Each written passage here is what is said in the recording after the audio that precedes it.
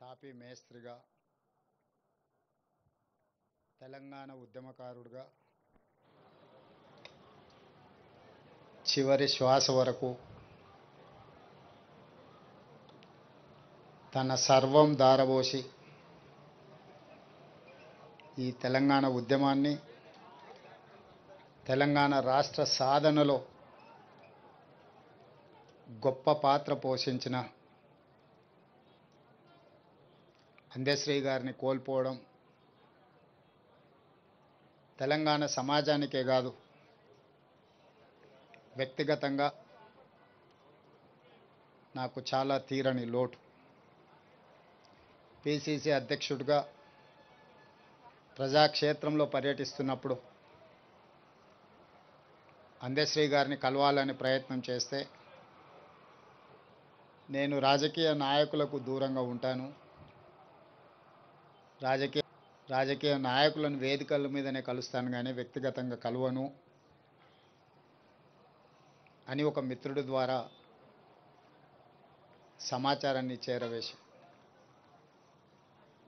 అయినా పర్వాలేదు ఒకసారి కలుద్దాం, తెలంగాణ రాష్ట్ర భవిష్యత్తు గురించి చర్చించుకుందాం, రాష్ట్ర సాధనలో కోట్లాది మందిని ఏకం చేసి తెలంగాణ ఉద్యమ బాట నడిపించిన మీరు ఈనాడు 4 కోట్ల తెలంగాణ ప్రజలు కష్టాలలో ఉన్నప్పుడు మీదైన పాత్ర పోషించాలి అని చెప్పి అందశ్రీ గారిని అడగడం, కలవడం, ఆనాడు కాంగ్రెస్ పార్టీని నడిపించే క్రమంలో వారొక గొప్ప స్ఫూర్తినిచ్చింది.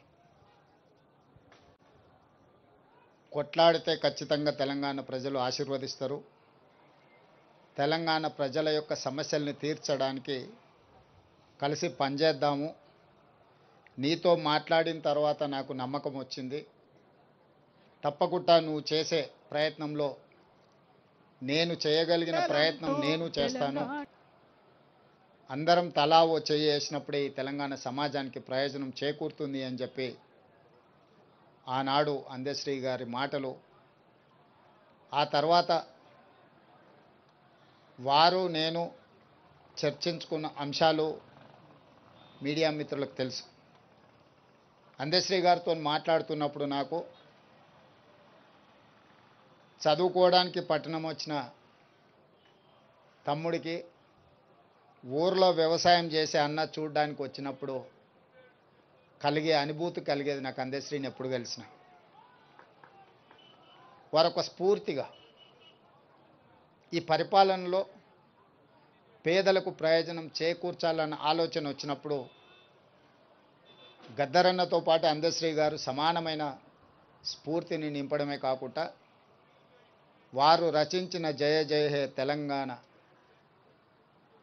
తెలంగాణ రాష్ట్ర ఏర్పడ్డ 10 సంవత్సరాల తర్వాత రాష్ట్ర గీతంగా ఈరోజు కోట్లాది మంది ప్రజలకు ఒక స్ఫూర్తిని నింపుతున్నాయి. వారి ప్రతి మాట ప్రజా జీవితంలో నుంచి పుట్టుకొచ్చింది, ప్రతి పాట ఈ తెలంగాణ ఉద్యమ స్ఫూర్తిని నింపడం జరిగింది. అందుకే ఈనాడు తెలంగాణ రాష్ట్ర ప్రభుత్వం రాబోయే మంత్రివర్గ సమావేశంలో మంత్రులందరి సహకారంతో జయ జయ హే తెలంగాణ గానాన్ని పాఠ్య పుస్తకాలలో ప్రథమ అంశంగా చేర్చడానికి రాష్ట్ర ప్రభుత్వం నిర్ణయం తీసుకుంటుంది. ఇదే కాదు, ఈనాడు ఈ స్మృతివనం ఉద్యమకారులకు, గాయకులకు, కవులకు ఈ తెలంగాణ సమాజం, తెలంగాణ సంస్కృతి సముచితమైన స్థానాన్ని ఇస్తుంది, స్ఫూర్తిని నింపుతుంది అని తెలియజేయడమే కాకుండా వారి కుటుంబంలో ఒకరికి ప్రభుత్వ ఉద్యోగంలో అవకాశం కల్పించడానికి మా ప్రభుత్వం నిర్ణయం తీసుకుంటుంది. ఎందుకంటే జీవితాంతం నిస్వార్థంగా సర్వం ఒడ్డి తన రక్తాన్ని చెమటగా మార్చి తన గళాన్ని ఈ తెలంగాణకే అంకితం చేసి అలాంటి కుటుంబం ఆర్థికంగా ఎన్ని సమస్యలు ఎదుర్కొంటుందో నాకు తెలుసు. కాబట్టి ఈనాడు వారి కుటుంబంలో ఉద్యోగం ఇవ్వాలని, దీని ఒక స్మృతి వనంగా తీర్చిదిద్దాలని జయ జయ హే తెలంగాణ గానాన్ని పాఠ్యాంశంగా మార్చి వారి స్ఫూర్తిని ఎల్లకాలం, ఈ తెలంగాణ ఉన్నంతకాలం తెలంగాణ రాష్ట్ర సాధనలో అందశ్రీ గారు పోషించిన పాత్రను శాశ్వతం చేయడమే కాకుండా వారి జీవితకాలం రచించిన రచనలను ఒక పుస్తక రూపంలో వారు రచించడం జరిగింది. నిప్పుల వాగు. ఈ నిప్పుల వాగు ఒక స్ఫూర్తి, ఒక ప్రజ్వలనం, భవిష్యత్ తరాలకు ఇది ఒక భగవద్గీతగా, ఒక బైబిల్గా, ఒక ఖురాన్గా తెలంగాణ యువతకు, తెలంగాణ ఉద్యమకారులకు, తెలంగాణ ప్రజా సమస్యల మీద పోరాటం చేసే వాళ్లకు ఒక గైడ్ లాగా పనిచేస్తుంది.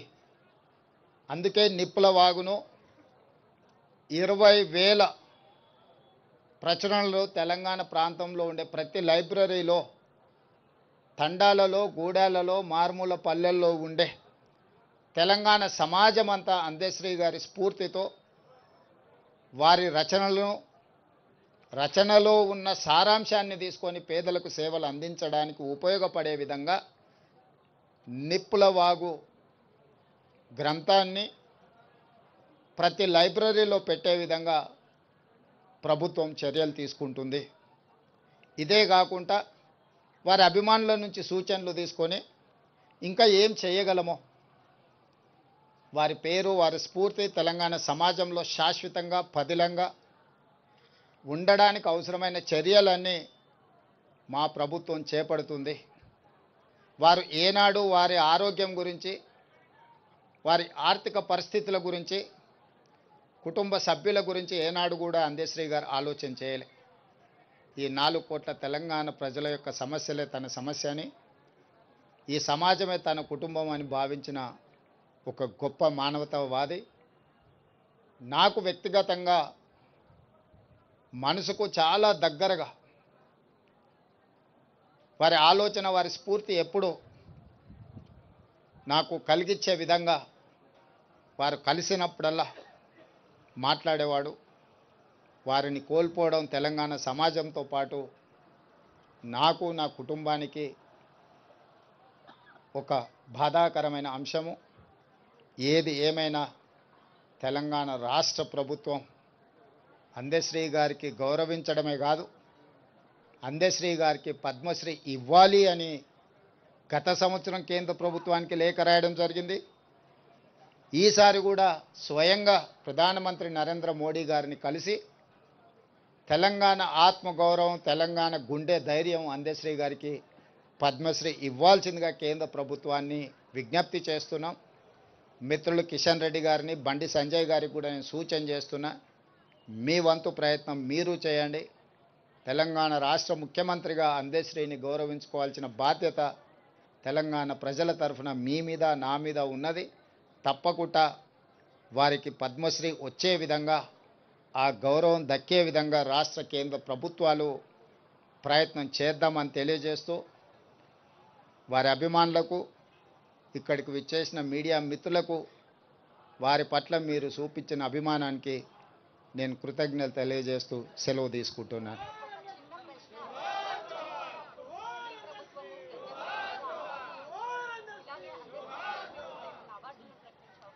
ఇప్పుడు అందశ్రీ గారి పేరు శాశ్వతంగా పదిలంగా ఉండడానికే పాఠ్య పుస్తకాలలో పాఠ్యాంశంగా ఈ జయ జయ హే తెలంగాణను తీసుకోవడం జరుగుతుంది.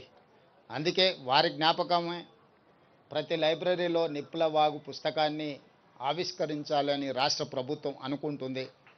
భవిష్యత్ కార్యాచరణ వారి అభిమానులతో మాట్లాడి ఇంకేమైనా ఏం చేయగలమో రాష్ట్ర ప్రభుత్వము వారి గౌరవాన్ని పెంచే విధంగా, వారి జ్ఞాపకాలను శాశ్వతంగా తెలంగాణ చరిత్రలో లిఖించే విధంగా తీసుకోగలిగిన చర్యలన్నిటిని తెలంగాణ రాష్ట్ర ప్రభుత్వం తీసుకుంటుంది.